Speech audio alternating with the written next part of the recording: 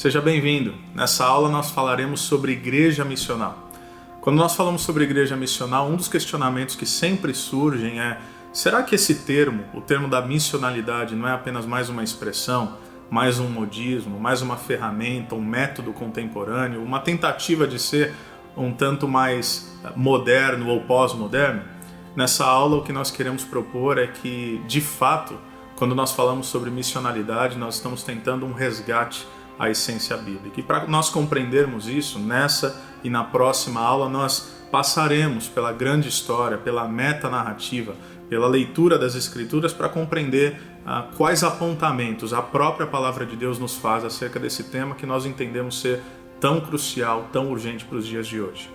Quem sabe dois textos que podem nos ajudar, sendo que o primeiro deles é o texto de Gênesis, capítulo 12, versículos 1 a 3, é aquele momento onde Deus se manifesta a Abrão que é um pagão, que está em Ur dos Caldeus, na Mesopotâmia, que não se relaciona ainda com Deus, que haveria de futuramente se manifestar como Deus de Israel, o Deus de Abraão, Isaque e Jacó, o Deus criador de todo o universo. Quando Deus fala com Abrão, ele usa algumas expressões que nos ajudam a entender esse caráter missional do povo de Deus. Porque Deus chega para Abrão e fala: Abrão, sai da tua terra, do meio da tua parentela, e vai para um lugar que eu vou te mostrar. Os tempos verbais aqui são fundamentais. Sai e vai.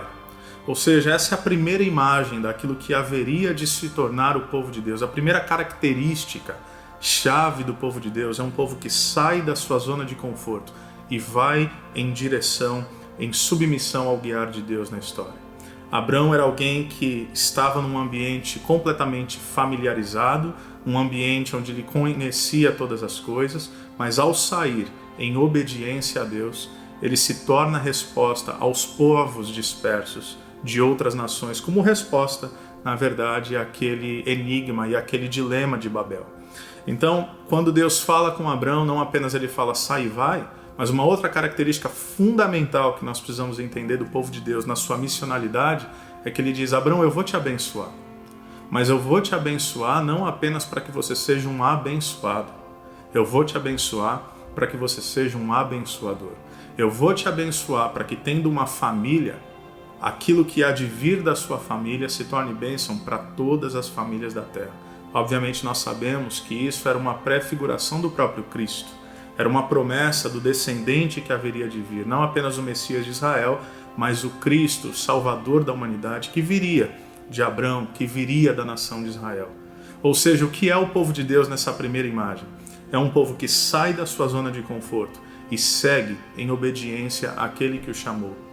Mas o que é o povo de Deus? É também um povo que se compreende não apenas como um receptáculo das bênçãos de Deus, mas como um povo que entende que toda a bênção que vem da parte de Deus não é apenas para nós, mas é também através. Ou seja, a missionalidade diz respeito a nós entendermos que nós somos abençoados para ser bênção, abençoados para abençoar. E aí a história segue, nós chegamos ao segundo livro da Bíblia, o livro de Êxodo, e um outro texto, essas duas chaves hermenêuticas, ou seja, essas duas leituras que nos ajudam a interpretar o que haveria de ser esse povo em missão, é o Êxodo 19, naquela imagem pré-decálogo mosaico, pré-10 mandamentos, onde Deus, falando com a nação de Israel, diz o seguinte: vocês são meu povo, vocês são meu tesouro pessoal, vocês são meu povo escolhido. Para quê? Para serem uma nação santa e um reino de sacerdotes. Ou seja, outras duas imagens belíssimas que nos ajudam a entender a missionalidade, a identidade missional do povo de Deus é: nós somos um povo santo, isto é, nós somos uma comunidade contraste. Nós vivemos de modo distinto a todos os outros povos, culturas e nações. Esse era o chamado não apenas para Israel enquanto etnia, mas é o chamado também para o povo de Deus através da história, que se manifesta também no chamado da igreja. Tanto isso é verdade que o apóstolo Pedro, na sua carta, já obviamente no Novo Testamento, ele vai reforçar essa ideia de que nós somos sim uma nação santa, nós somos sim um reino de sacerdotes. Então, em primeiro lugar, um povo distinto, mas em segundo lugar, essa ideia de um reino sacerdotal diz respeito ao nosso chamado de não apenas nos relacionarmos com Deus, mas representarmos a Deus diante do povo intercedermos a Deus em favor do povo.